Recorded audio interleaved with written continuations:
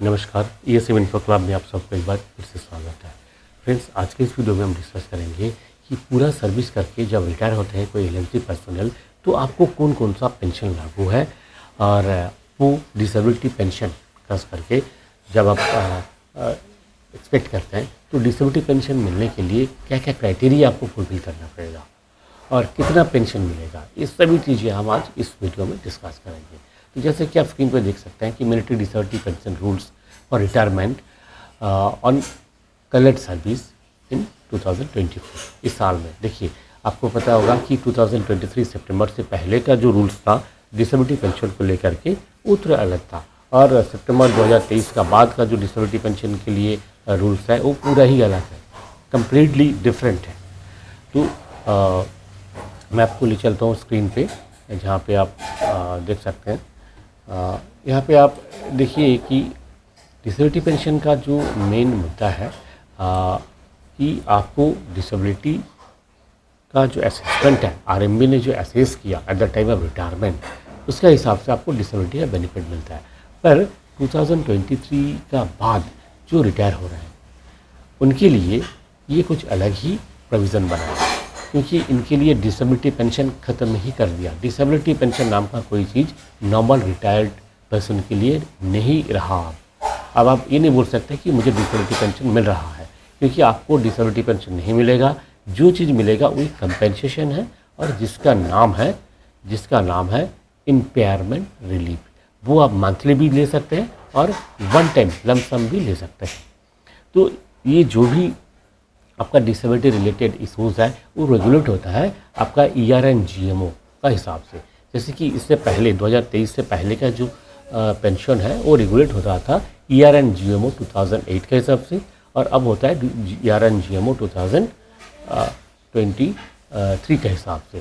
तो ये जो ERN-GMO के हिसाब से आपको पेंशन का ऑथराइजेशन है, इसके लिए देखिए क्या होना चाहिए। फर्स्ट ऑफ थिंग, आप LMC में रिटायर होना चाहिए। आपका जो मेडिकल कैटेगरी है वो P2, P3, P4, P5 जो भी होना चाहिए, बस Step 1 नहीं होना चाहिए, फर्स्ट थिंग।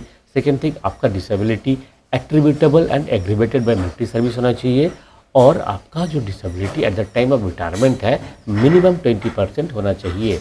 20% से नीचे होगा तो आपको कोई कंपनसेशन नहीं मिलेगा। अगर ये सारी चीज़ें आप फुलफिल करते हैं तो आपको क्या मिलेगा, देखिए मिलेगा ये कि आपको एक मंथली कंपनसेशन मिलेगा जिसका नाम है impairment relief, not disability pension.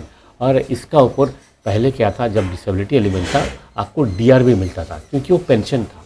अब पेंशन नहीं रहा, जब पेंशन नहीं रहा तो DR का कोई सवाल ही नहीं पैदा होता है। तो ऑटोमेटिकली देखिए आपका जो कंपनसेशन है वो कम हो रहा है, क्योंकि आपको पहले मान लीजिए आपका डिसेबिलिटी पेंशन का 10,000 आपको बेसिक डिसेबिलिटी पेंशन मिल रहा था, तो इसके ऊपर आज का डेट में 50% DA है, मतलब 15,000 मिल रहा था। पर अब जो जा रहे हैं रिटायरमेंट जा रहे हैं, सेम अमाउंट ऑफ डिसेबिलिटी है, लेकिन उनको जो मॉनिटरी बेनिफिट है वो कम मिलेगा। एक तो बात ये है। सेकेंड थिंग, पहले क्या था कि आपका ब्रॉडबैंडिंग होता था, अब इसका ब्रॉडबैंडिंग होगा या नहीं ये तो अभी तक पता ही नहीं चला है, क्योंकि इसमें एक्चुअल डिसेबिलिटी के हिसाब से देखा जाएगा या ब्रॉडबैंडिंग होगा, इसका कोई जिक्र कहीं पे भी नहीं किया गया।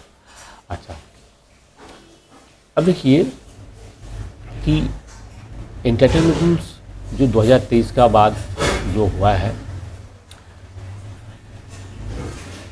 उनके लिए और उनसे पहले का जो रिटायर्ड हुआ है उनके लिए थोड़ा अलग है। क्या अलग है, आपको जैसे मैंने पहले बता दिया कि या 2028 के हिसाब से, या फिर पहले का जो एंटरटेनमेंट रूल्स लागू था जैसे 1982, 1961, जब भी कोई भी रिटायर हुए हैं उन सबको जो भी पेंशन मिल रहा है, आपको डिसेबिलिटी पेंशन, डिसेबिलिटी एलिमेंट मिल रहा है तो मिलेगा, इसमें कोई कटौती नहीं होगा।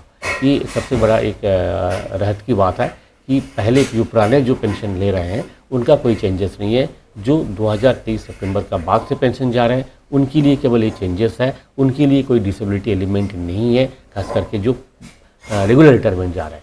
देखिए, आप अगर बात करते हैं कि डिसेबिलिटी का वजह से आप जा रहे हैं, रिटायर हो रहे हैं, यानी कि इनवैलिडेट आउट ऑफ सर्विस हो रहे हैं, तो उनके लिए रूल अलग है। उनके लिए पहले का जो सिस्टम था वही है, कोई चेंजेस नहीं है। अभी जो 2023 में जो चेंजेस हुआ है वो मेनली जो चेंज हुआ है वो रेगुलर रिटायर्ड के लिए, यानी कि आप फुल सर्विस करके जब रिटायर हो रहे हैं तो आपके लिए। इसलिए बहुत लोग अभी कन्फ्यूजन में हैं कि हमारा क्या होगा, हम इनवैलिड आउट ऑफ सर्विस हो रहे हैं तो हमके लिए क्या रूल्स लागू होगा। तो आपको चिंता करने की ज़रूरत नहीं है। इस विषय को लेकर के इनवैलिड आउट ऑफ सर्विस का जो डिसेबिलिटी पेंशन है आफ्टर 2023, इसको लेकर के अलग से वीडियो है, आप वो वीडियो देख सकते हैं। सो फ्रेंड्स, इसमें डिटेल में अगर आप पढ़ना चाहते हैं ये सारे रूल्स एंड रेगुलेशंस, देखिए हमारी ये वेबसाइट है, आप जैसे कि देख सकते हैं। इसमें हमने डिटेल में दिया है ईआर 2023 का जो इम्पेयरमेंट रिलीफ है क्या है, इसका कैलकुलेशन क्या है, ये सभी सारी चीज़ें आपको मिल जाएगा हमारे इस वेबसाइट में।